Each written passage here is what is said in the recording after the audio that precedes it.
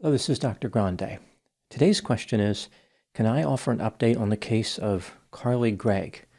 Just a reminder, I'm not diagnosing anybody in this video, only speculating about what could be happening in a situation like this. If you enjoy this video, please like it, subscribe to my channel, and consider supporting me on Patreon. I will put the link to Patreon in the description for this video. First, I'll look at the background of this case, move to the timeline of the crime, then offer my analysis. Carly Madison Gregg was born on April 23, 2009, and lived in Brandon, Mississippi. This town is 13 miles east of Jackson. Initially, she lived with her mother, Ashley Smiley, and her father, Kevin Gregg, but the couple divorced, and her mother married a man named Heath Smiley. Carly lived with her mother and stepfather in a 3-bedroom house on the 200 block of Ashton Way. When Carly was in 7th grade, she brought a knife to school and was sent to an alternative school for 1 semester. A psychotherapist who treated Carly believed the situation was blown out of proportion, and Carly was not a danger. She was returned to a traditional school. Carly performed well in high school and had been both the student of the month and the student of the year. She attended the same high school where her mother worked as a math teacher. For many years, Carly had struggled with a variety of mental health symptoms. When she was 4 years old, she had a sister who died. This may have led to symptoms of post-traumatic stress.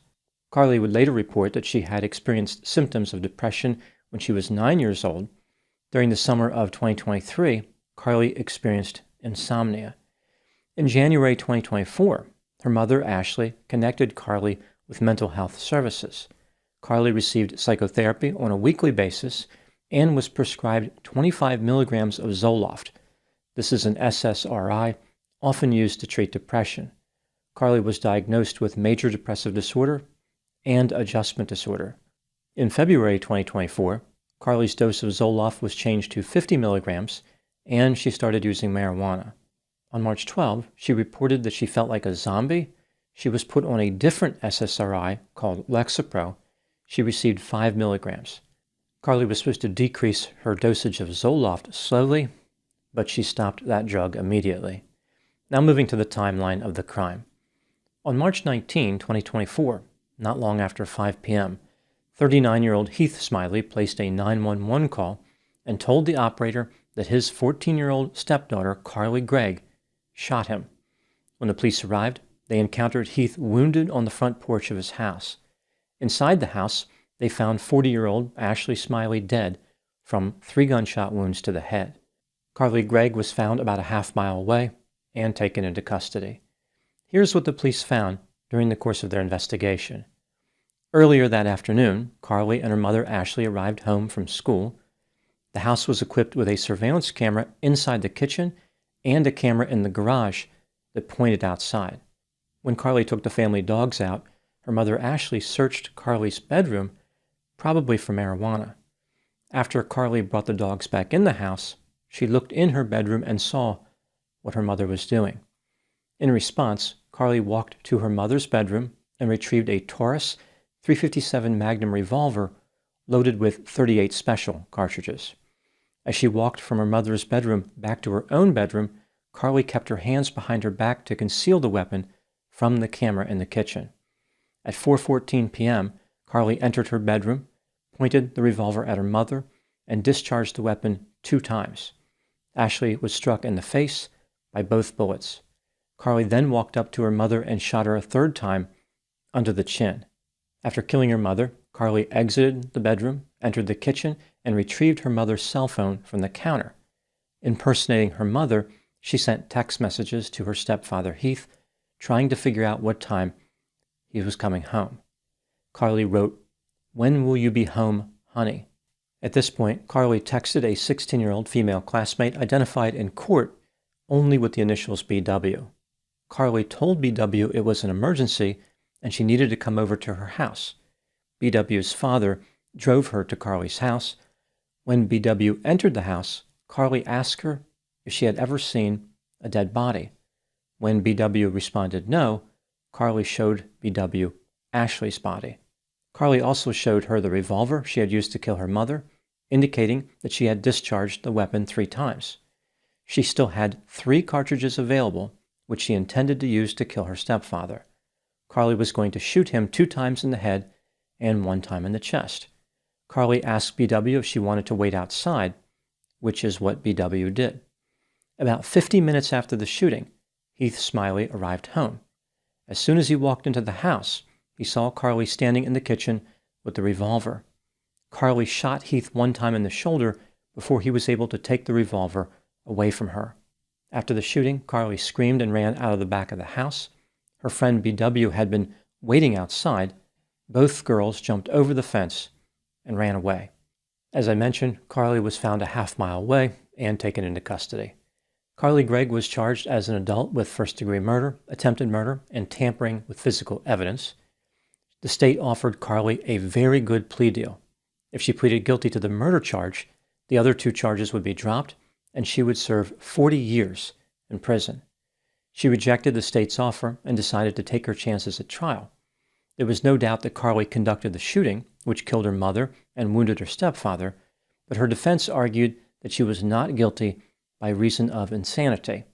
As it turns out, rejecting the plea deal for 40 years in prison was a disastrous miscalculation. On September 20, 2024, Carly Gregg was found guilty on all 3 charges. She was given 2 terms of life in prison without the possibility of parole for murder and attempted murder, and 10 years in prison for tampering with evidence. All the terms are to be served concurrently. Now moving to my analysis. When I initially reviewed this case, there was not a lot of information available about Carly's mental health symptoms.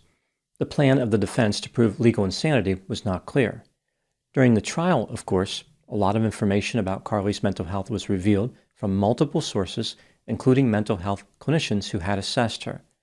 The defense argued that Carly had bipolar II disorder, which is characterized by episodes of depression and hypomania.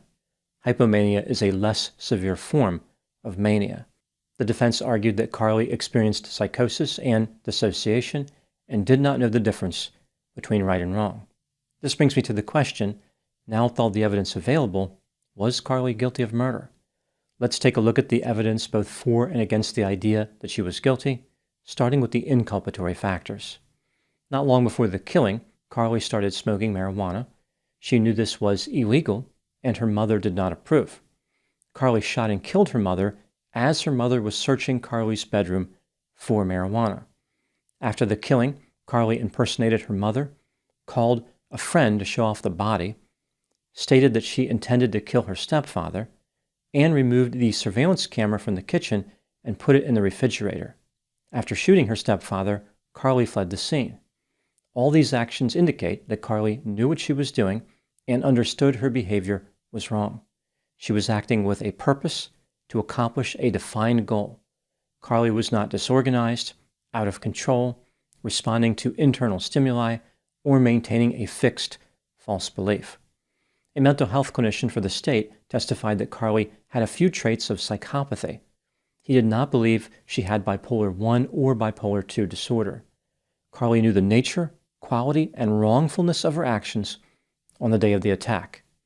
The mental health counselor, who Carly met with 9 times in the months leading up to the killing, testified that Carly denied hearing voices. This is important because Carly's defense was based on the idea that she was psychotic. Hearing voices is a symptom of psychosis, auditory hallucinations. Carly told the counselor that she planned on reading Crime and Punishment, a book that features a character who comes to believe he is entitled to kill other people for the good of society. Carly kept a journal which contained themes of nihilism, narcissism, death, and being evil. The journal contained a list of her beliefs, which included writing your own destiny, loving yourself, don't need a family, it's okay to be evil, sometimes you must jump into the dark and see the light, and death is inevitable. Carly also wrote, quote, I choose fire. It is powerful, beautiful, and deadly. These are the traits I desire, so I choose fire, unquote. A critical aspect of Carly's defense is that, at the time of the shooting, she was not only psychotic, but also experiencing memory loss. Bipolar II disorder can lead to psychosis when the person is depressed, but hypomania does not lead to psychosis. The disorder is not associated with dissociation or memory loss. Psychosis and memory loss are separate conditions. Psychosis does not inherently cause significant memory loss, and memory loss does not cause psychosis. On occasion, psychosis can interfere with memory, but it is typically not associated with complete memory loss, like a blackout. Amnesia and blackouts are usually connected to substance use, head trauma, or dissociative disorders. Carly did not have significant substance use, and there was no report of head trauma. For Carly's defense to be valid, she would have needed to experience a psychotic episode and a dissociative episode simultaneously just through coincidence, a terrible and lethal confluence of unlikely circumstances. Moving to the exculpatory factors, even though the mental health counselor noted that Carly denied hearing voices, Carly did report intrusive and destructive thoughts, being easily angered, and having insomnia. She may have had a fear about transforming into her father, who the defense claimed had bipolar disorder and schizophrenia. As a side note, this is a curious appraisal because when a person meets the full criteria for both of these disorders, they should be diagnosed with schizoaffective disorder. That disorder is a combination of bipolar and schizophrenia. A mental health clinician who testified for the defense diagnosed Carly with bipolar II disorder. She had reported to this clinician that she started hearing voices sometime between the ages of 6 and 9. The voices told her that she was better than other people. She also reported symptoms consistent with dissociation, like feelings of being in a dream, being distant from the world, and being in a fog. This clinician believed that Carly did not understand the difference between right and wrong at the time of the killing. The Lexapro combined with mental health symptoms caused Carly to experience psychosis and to have dissociative symptoms. In a journal entry made a week before the killing, Carly wrote, quote, "I think I had a psychotic break earlier. The whole ordeal is quite silly. I actually spoke with one of the voices in my head," unquote. On rare occasions, like less than 1% of the time, SSRIs have been known to trigger manic or depressive episodes in people who have bipolar disorder. It is not out of the realm of possibility that the Lexapro caused Carly to become psychotic. When considering all the evidence in this case, do I believe that Carly was guilty of murder? Yes, in my opinion, she was guilty beyond a reasonable doubt. What do I think happened in this case?